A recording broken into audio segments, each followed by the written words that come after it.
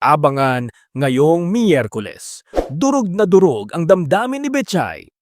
Sa gitna ng kanyang pag-iyak at matinding galit, tuluyan na siyang nawala ng tiwala na matutulungan pa sila ni Gabo sa napakabigat nilang problema. Dahil dito, nagpasya siyang kumilos ng mag-isa at desperadong naghanap ng trabaho upang maipagamot si Rudy.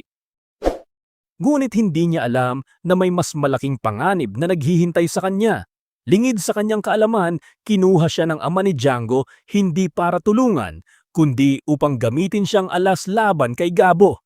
Samantala, walang takot na pumasok si Sam sa tindahan at isa-isang nagtanong sa mga tao upang matunton ang kanilang target. Ganito rin ang ginawa ni Tekla, na palihim na pumasok upang kumpirmahin kung naroon pa nga si Mr. Chan. Ngunit sa kanilang bigla ang paghaharap, nagliyab ang tensyon. Walang preno siyang tinarayan ni Tekla, dahilan upang mauwi sa mainitang komprontasyon. Dahil sa ingay at kaguluhan, napilitan ng lumabas si Mr. Chan.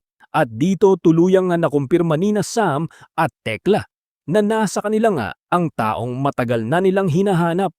Ngunit sapat na kaya ang kumpirmasyong ito upang matunton nila si alias Tigre? O mauuwi lamang sa kapahamakan ang kanilang mapanganib na pagsunod kay Mr. Chan? Huwag palampasin ang mga nakakagulat at kapanapanabik na eksena. Kung nagustuhan mo ang video na ito, huwag kalimutang i-like, i-share at i-subscribe ang aking munting channel. Maraming salamat at hanggang sa muli, kaibigan!